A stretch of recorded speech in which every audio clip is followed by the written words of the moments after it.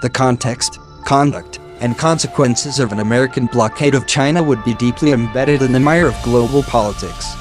To overcome the blockade's various challenges successfully, the United States and its allies would have to carefully balance the strategic repercussions of their actions with their contribution to the efficacy of the overall blockade. The mounting challenge presented by China's military modernization has led the United States to review existing military strategies and to conceptualize new ones, as illustrated by the ongoing debate over Air Sea Battle (ASP), a new concept of operations put forward by the Department of Defense. But in the universe of possible strategies, the idea of a naval blockade deserves greater scrutiny. By prosecuting a naval blockade, the United States would leverage China's intense dependence on foreign trade, particularly oil, to debilitate the Chinese state.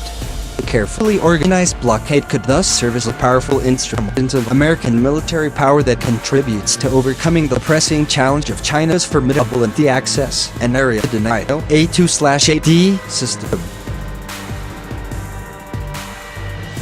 A blockade could also be easily paired with alternate military strategies, including those based on ASP.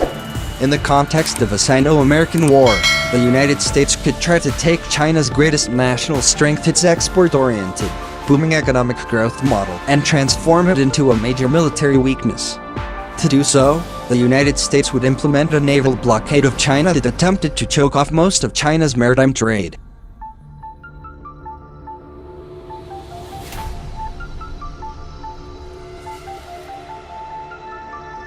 Under the right conditions, the United States might be able to secure victory by debilitating China's economy severely enough to bring it to the negotiating table. Yet until recently, a blockade strategy was largely overlooked, perhaps because economic warfare strategies seem inherently misguided given the close commercial ties between China and the United States. But if a serious conflict between the two nations erupted, then their immediate security interests would quickly override their trade interdependence and wreak enormous economic damage on both sides, regardless of whether a blockade were employed. Even if a blockade is never executed, its viability would still impact American and Chinese policies for deterrence reasons. The United States regional strategy is predicated on the belief that a favorable military balance deters attempts to change the status quo by force, thus reassuring allies and upholding strategic stability. The viability of a blockade influences this calculus, and can accordingly affect American and Chinese actions, both military and non-military, that are based on perceptions of it. If a naval blockade is a feasible strategy, it strengthens the American system of deterrence and dilutes any potential attempts by China to coerce the United States or its allies. Moreover, if a blockade's viability can be clearly enunciated, it would also enhance crisis stability and dampen the prospects of escalation due to misunderstandings on either side about the regional balance of power.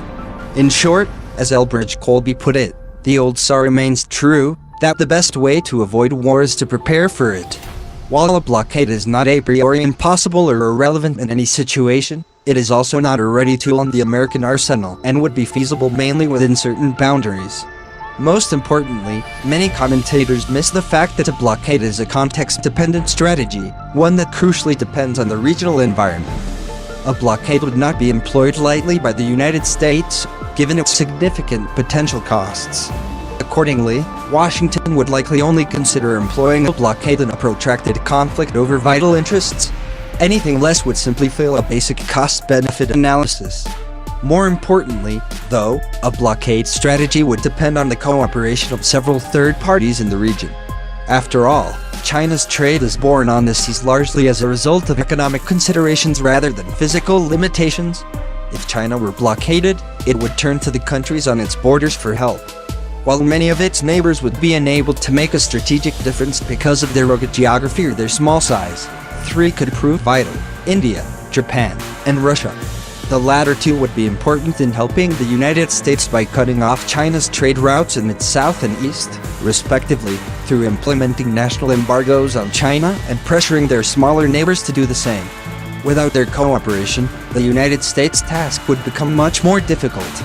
The last of the three neighbors, Russia, would be the linchpin of a successful blockade, and could tip the balance of a blockade in favor of either China or the United States. On the one hand, Russia is remarkably well positioned to alleviate the blockade's effects on China.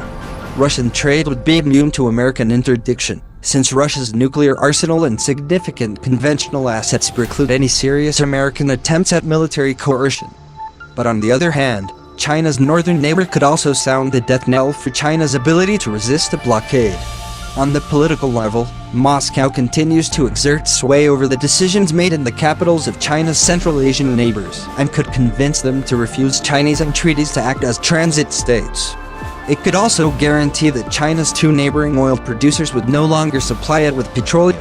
Accordingly, for the United States to implement a strategically effective blockade of China, it would strive to build a minimum coalition with India, Japan, and Russia.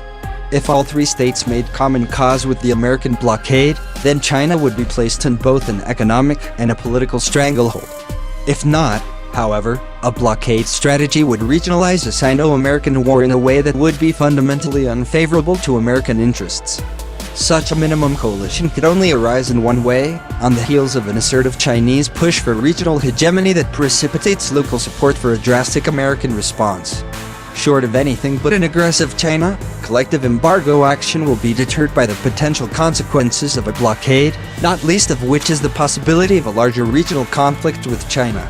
The four states are unlikely to coalesce together around an implicit containment policy until each feels that its national interests may be threatened by China in the future. While such a possibility may appear distant at present, the United States, Japan, India and Russia all fear that Beijing might someday conclude that it must use force in order to protect its interests and to resolve its security dilemma on favorable terms. All four powers have increasingly hedged their bets against this possibility. If China's power and influence in Asia continues to increase, then the bonds between all four states will strengthen, not out of any conviction about China's belligerent intentions, but rather because of a profound uncertainty as to their future disposition. Even assuming that the United States can rally the necessary coalition together, it would squarely face an operational challenge that bedevils all modern-day blockade strategies. Operationally, blockades are characterized by their distance from the coast of the blockaded state, and they come in two forms, close and distant. A close blockade is typically enforced by stationing a cordon of warships off an enemy's shores to search all incoming or outgoing merchant ships and to impound those carrying contraband. Over the last century and a half, though, close blockades have become increasingly dangerous as belligerents develop the technology to project power from their coasts. In response, blockading powers have turned to distant blockades. A distant blockade avoids the military hazards of being located near the enemy's shores by stationing itself at a distance, albeit still astride the enemy's sea lanes, and it then chokes off the enemy's trade in a similar manner to the close blockade. Neither a close nor a distant blockade of China alone would be successful thanks to the constraints imposed by military requirements and the nature of maritime commerce. On the one hand, a conventional close blockade would be severely complicated by the United States' desire to minimize the military risk to American warships. As American forces came closer to China, they would increasingly place themselves within range of China's A2/AT complex, possibly limiting their operational freedom and resulting in heavy losses. American forces could avoid the perils of China's A2/AT system by implementing a close blockade enforced by submarines, long-range air power, and mines. But by so doing, the blockade would also lose much of its ability to differentiate between neutral and enemy commerce.